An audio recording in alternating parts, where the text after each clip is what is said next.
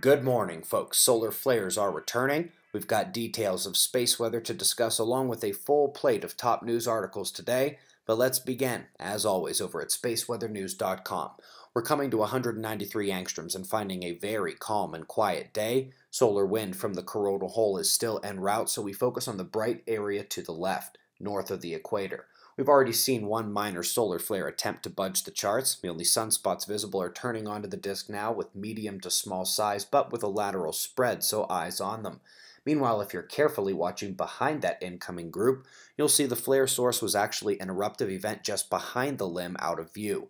Both continue around today. Let's quickly look at the coronal holes in 211 angstroms. As I mentioned, the stream from the northern departing opening has yet to arrive, and it appears that second arm may be too far north to impact. Also worth noting, we had a little sun-diving Kreutz comet approach our star yesterday. He had no chance of survival as he disappeared in the early hours of this morning near the corona. Folks, here are some different shots of the storms that whacked New Mexico yesterday. Here in the New Valley of the Sun, 1 died and 5 were rescued during the flash flood. But also, let's note the gorgeous flow north out of the clouds in Arizona. There is a high-level west to east slow shift, and there's low-level clouds over Texas incoming from the east. This convergence of air masses is what brings the most intense storms. Now, let's work our way out into space and reel it back at the end. New immigrant transplant to our solar system, they say. This Jovian asteroid is said to have moved here from another system, given its retrograde orbit opposite the planets and most other bodies in the solar system. But one wonders if it could be a remnant of the time when the planets went haywire in our early days. Up next, you've got 2 aesthetic links, one to a circumstellar environment and outflow coil at T-Tau. The ESA also released this shot from Herschel, which I feel compelled to play around with just so we can note the structure and formation areas versus infrared re-emission. The negative color look was wholly for fun.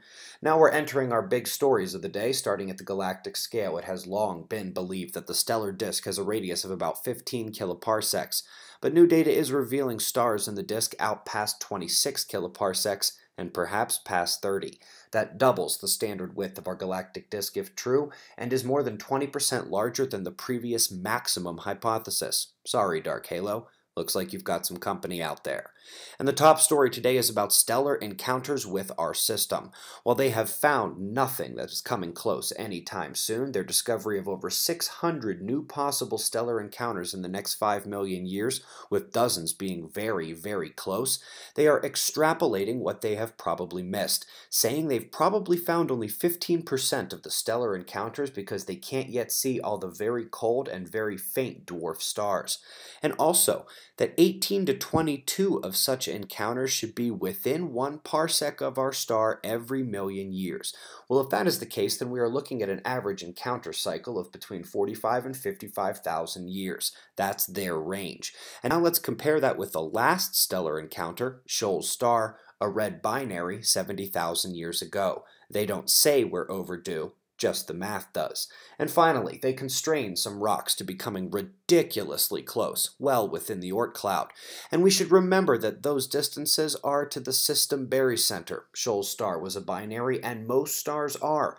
Binary systems can be hundreds of AU to thousands of AU apart, and their planets can be orbiting pretty far off as well. What happens when one of those systems comes inside the Oort cloud? Folks, we greatly appreciate your support. There are only 15 VIP spots left for OTF 2019, and yesterday we learned Joan Burkpile will be coming back again next year. Hope to shake your hand in the desert. We've got your wind maps and shots of our star to close. We'll do this all again tomorrow, right here, but right now it's 5:30 a.m. in the New Valley of the Sun. Eyes open, no fear. Be safe, everyone.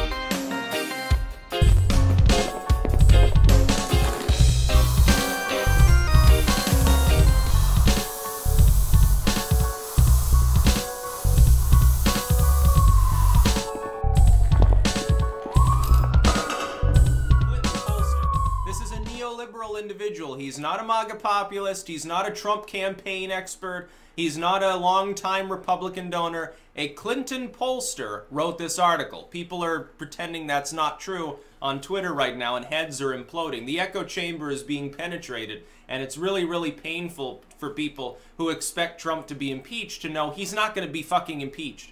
He's just not. The Mueller probe's not going to impeach him. For the most part, it's not even really looking into Trump himself.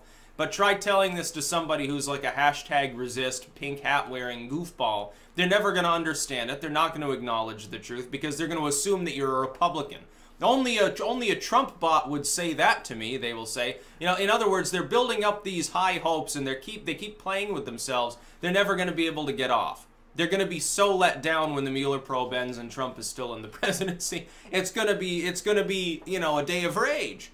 It's going to be like a Twitter intifada at that point. They're going to rise up and they'll be like, oh, resist, oh, Mueller got compromised, oh, Trump must have blackmailed him, Trump paid him off, the government is dirty. And then they'll finally understand, yeah, so, you know, you keep saying give government more power for some inane reason. This is exactly why not to now, isn't it? You know, if you think that Trump committed treason and stuff, well, there you go, government's dirty. Well, you know, keep believing what you want.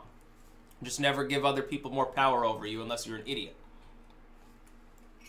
The article is called Stopping Robert Mueller and is essentially about, hey, after all of the other problems with injustice in our legal system within the realm of politics, don't you think it's time to end this probe since all of these other things were never even investigated? And they talk about like Loretta Lynch and the tarmac and things of that nature, like sort of the Clinton emails.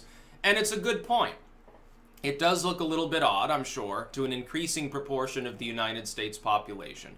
When things like that get investigated for a few days, nobody really does anything about it. Nobody's put under oath. It's like even with like Zuckerberg, they never even put him under oath. Diamond and Silk get put under oath, and then they get constantly chastised, basically talked down to by Congress, bullied and harassed. Meanwhile, Zuckerberg sits there like a robot, won't even answer their questions, and they treat him with kid gloves. What an utter moron he is, by the way. Yeah, by the way, close your Facebook account. You can't delete it, but you can close it. Zuckerberg couldn't even answer Congress about how long they kept all of that user data. You know why? Because it's indefinite. They keep it for as long as they want, which is fucking forever, so they can keep selling it. That's the whole fucking point. Robert Mueller is not going to indict Donald Trump. This article spells out in no uncertain terms that that's basically what is believed. And by the way, on Twitter especially, this was really, really funny. The top article, if you go to that trend, because it's trending near the top, click on it. There's a Newsweek article about Roger Stone being indicted, but if you actually bother to read the article, it's just an opinion piece by someone else kind of familiar with the case. A former Trump campaign manager says, oh yeah, I expect that on fiscal stuff he's going to be indicted. Well, that's a little bit different. You speculating as an opinion that Roger Stone might be indicted for embezzlement or fraud or whatever is a little bit different from Roger Stone actually being indicted, and it has nothing to do with the Hill article. It has nothing to do with the stopping Robert Mueller. Nice propaganda play, Twitter. I'm sure that that's where you mean to drive people to. It's just like Krasenstein there is basically #1 on any political search at all given times on the top trends. Why do you think that is? He gets favorable treatment, along with a bunch of other never-Trumpers, basically. But you're still letting yourselves down. You've created a worldwide echo chamber in which a lot of people without any evidence at all believe Trump did wrong and will soon suffer the consequences for it. Don't you think after this length of investigation with people so close to Trump getting indicted for real, like Manafort, for various totally unrelated things, has nothing to do with Russia, don't you think by this point they would have something on Trump that they could go on? No, instead they just keep desperately digging, but the thing is, this is what I said months ago. The Mueller probe has nothing on Trump, or at least nothing substantial, nothing that would rise to the level that they're actually going to be crazy enough to tell the American people, yeah, we're indicting him. It would cause chaos in the country. No, the threshold's a lot higher in a period of social alienation like this. Even the FBI and CIA and all those groups that obviously don't like Trump at this point. The Democrats in Congress wouldn't want him to be impeached on something little. They may want to, they really, really love that for strategic reasons, but then they look around at some tens of millions of hardcore Trump fans that might riot and take to the streets if he gets impeached on anything shy of literal treason. They're not willing to do it. They don't have the balls. Mueller doesn't have the balls. I hate to say it. He just doesn't have the balls to indict him if he did something wrong, unless it's massive, and they didn't find anything massive. They would have talked about it by now. They already would have thrown him out. What, they're going to keep letting him implement policies of deregulation and tax cuts, and, hey, maybe I won't go to war with this country, and we're going to have a summit with Korea? You think that they would let him break all of the establishmentarian, proxy war-loving, high-tax, neoliberal bullshit toys if they actually had the ability to get him thrown out of office tomorrow? No, they would immediately hobble him. Mueller would go to Congress, close me, and say, hey, I've got dirt on him. You need to let me release this. They'd say, okay, do it tomorrow. He comes out, makes his speech. The next day, the House votes to impeach. That's what would happen. Half the Republicans would defect and vote to impeach him. They're never Trumpers. They don't even like him. The John McCains and Lindsey Grahams do not like Donald Trump. He's not a Republican. He is a New York business Democrat, a tycoon politician who just happens to have embraced a low tax model because he realizes it's better for U.S. industry. He's a business Dem. He's a blue dog Democrat. What part about that don't the Dems get? He's closer to a neoliberal than he is to a neocon in some ways. Not that they're very far removed. He's just a less interventionist, lower tax version of a New York Democrat. That's all he is. He's more like a Rudy Giuliani. Yeah, he's a really far-right individual. No, he's not. He's no Bible thumper. He doesn't go out in the woods. He considers Camp David to be rustic. Yeah, he really sounds like a T-Billy now, doesn't he? No, I don't think so. So stopping Robert Mueller is trending, and it's imploding people because they haven't been faced before with an article outside of Breitbart or Fox that's telling them the truth. You know, for all of their own faults, Fox and Breitbart at least get it on Mueller. They're doing it for, clickbaity and partisan purposes, but they're still correct. The Mueller probe is basically dead. It's dead in the water. Why do you think they speak less and less about it? Big headline. Again, propagandistically placed there for this trend to try to deflect as many people as possible from having their echo chamber shattered. It is an opinion piece about fucking Roger Stone. Roger Stone, who has never officially been a staffer for Trump. He wasn't an official part of the campaign. He was an unofficial advisor. It doesn't matter if he talked to the Russians. And Giuliani, by the way, technically is correct. It wouldn't have been illegal if Trump did approach a bunch of Russians or dirt on the Clintons. This happens all the time. It's op research. The original op research, you remember this. The Democrats unwittingly destroyed their own argument. They said, oh, it was the Jeb Bush team that paid for the Steele dossier originally. Okay, so the Jeb Bush team wanted op research conducted in part by foreign individuals. They were getting some of that from foreign sources or just making it up completely and popularizing it using Russian bots. Okay, Jeb Bush, not Donald Trump, not Donald Trump's campaign, Jeb.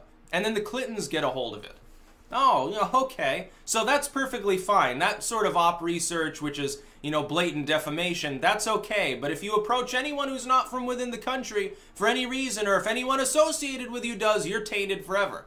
There's no evidence that Trump even communicated about that particular material with Don Jr. or Eric Trump or Manafort or any of the others that participated in such things. Provably. It's not even illegal for them to do so. Then it turns out one of those Russian firms, apparently the government is acting like those indicted were working for a foreign firm when actually that wasn't the case. And the judge, it sounded like, was bemused by that unfortunate oversight. And so that case may collapse too. The 13 Russians indictment that you heard so much about, that might fall through too.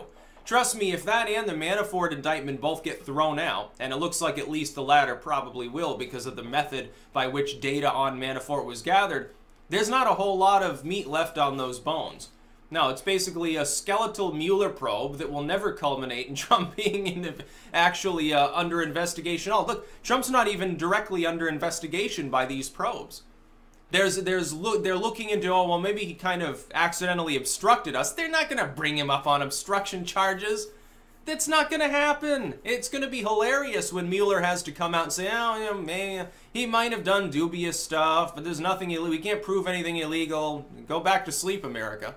And then Trump's approval rises by 5-10 points as all of those center-left individuals who defected to him in the first place breathe a sigh of relief and say, oh, thank goodness we don't have to feel guilty about liking Trump's tax plan anymore. So what's going to happen? If it happens before the midterms, there's not going to be a blue wave.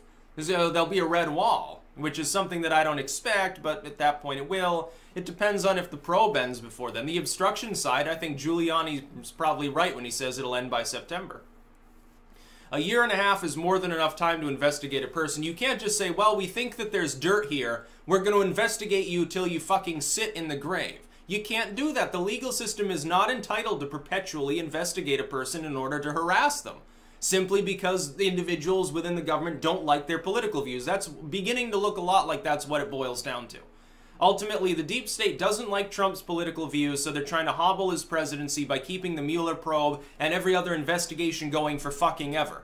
Eventually, he's going to sick the DOJ on some of these individuals because he has dirt on them anyway, and he's going to turn their own game against them, and they're going to be the ones suffering. Probably, if the House were retaken by the Democrats, that'd be his first contingency. Oh, well, I'll just weaponize the DOJ. It's not like they can complain about it. They've obviously done that with the FBI towards me. Why not? Who cares? It's not like Jeff Sessions better not recuse himself that time. That's about all. Peace out.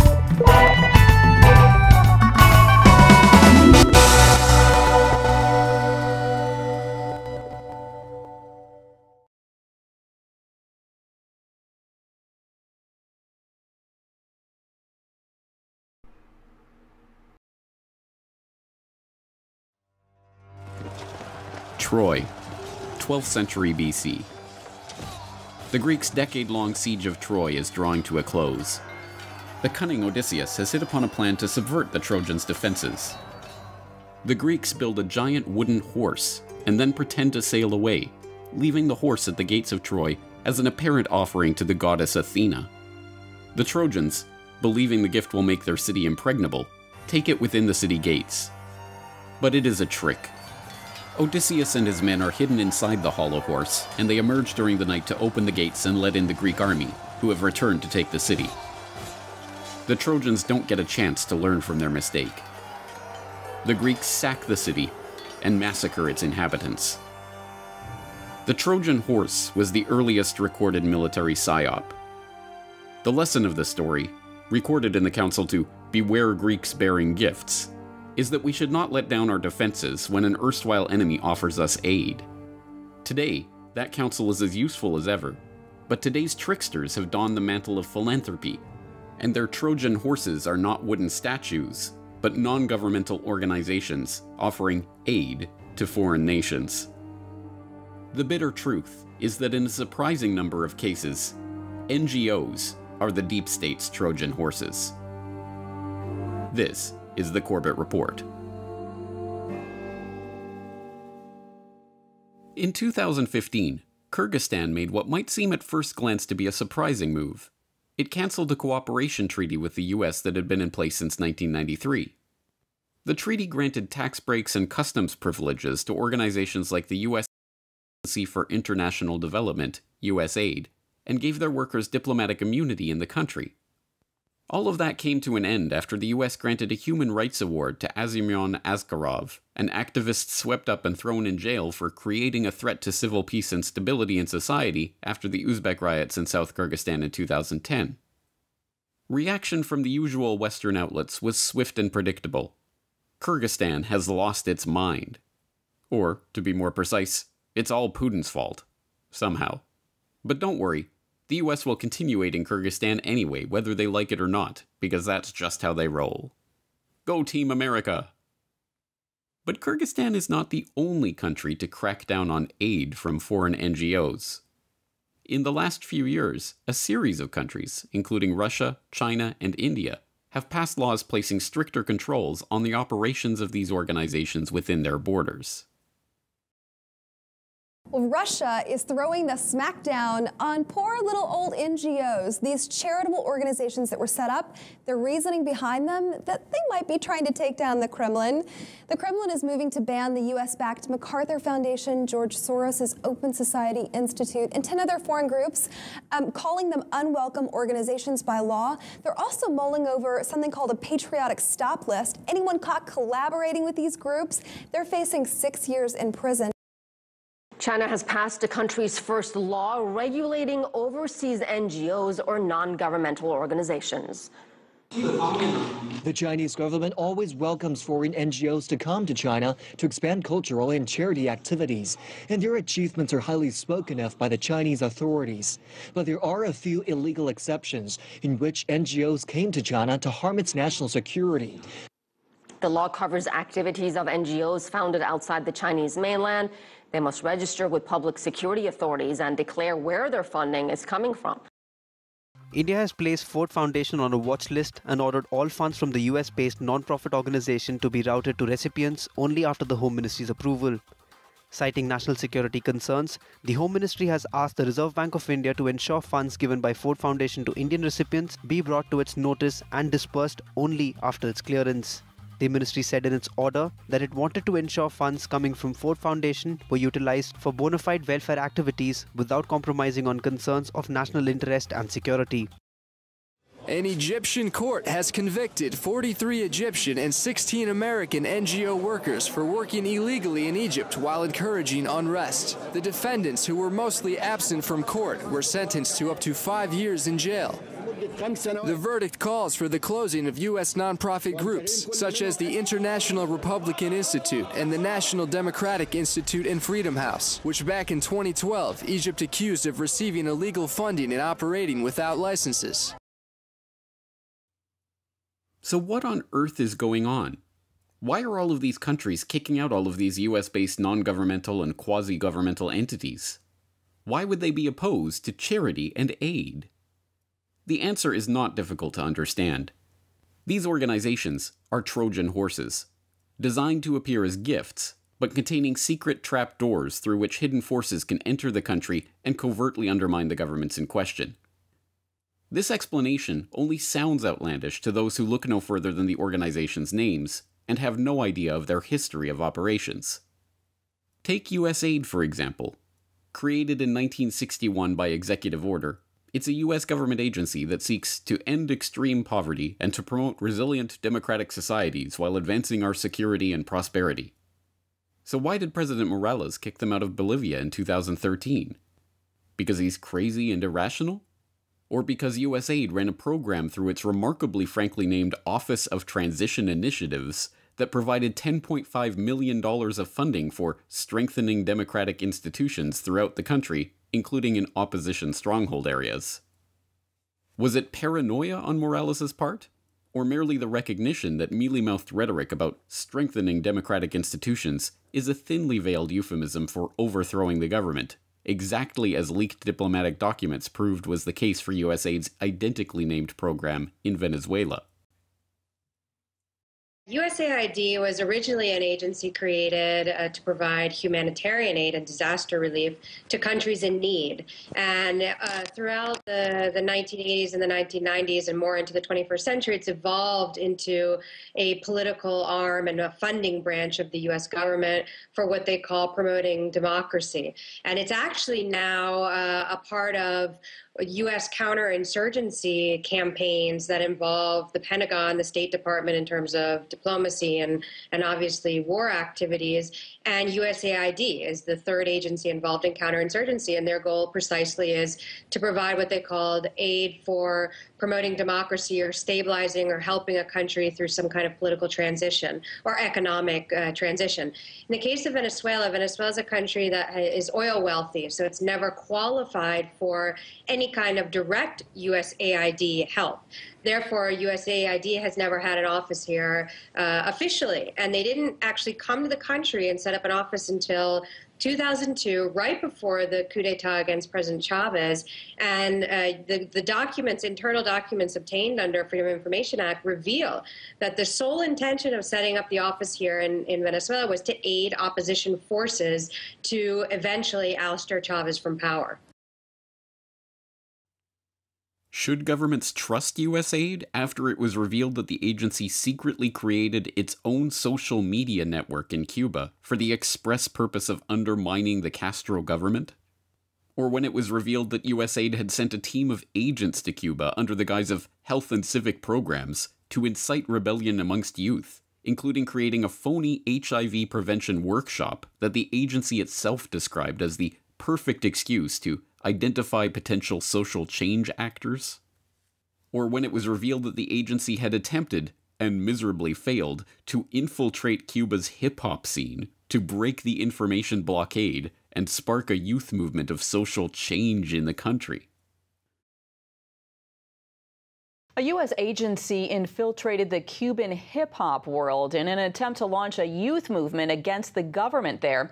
The secret operation tried to use Cuban rappers to build a network of young people seeking social change. But the Cuban regime caught on and the operation failed. In the process, the U.S. Agency for International Development unintentionally compromised a vibrant music culture that produced hard-hitting grassroots criticism of the country. Several artists at the agency tried to promote ended up leaving Cuba or stopped performing after pressure from the government. In fact, USAID's Black Ops programs for undermining foreign governments go all the way back to the founding of the agency itself. Some of the lowlights include USAID's Office of Public Safety and its part in running a CIA front program for training foreign police in torture and terror tactics in Latin America. Co-funding, with the CIA, the opium-smuggling Shengquang Air Transport, a private airline for narcotics trafficker and CIA pointman in Laos, General Vang Pao, and co-funding opposition groups in Ukraine prior to the 2014 coup, with Glenn Greenwald backer Pierre Omidyar, and, of course, George Soros. George Soros, pleasure to have you on. Same here. First, on Ukraine, one of the things that many people recognized about you was that you, during the revolutions of 1989, funded a lot of dissident activity, civil society groups in Eastern Europe, in Poland, the Czech Republic. Are you doing similar things in Ukraine? Well, I set up a foundation in Ukraine before Ukraine became independent of Russia. And the foundation has been functioning ever since. And it played an important part in events now. But this NGO Trojan horse problem is by no means confined to USAID and its associated organizations. Take the National Endowment for Democracy as another example. The official story is that the NED was created in 1983 by an act of Congress in order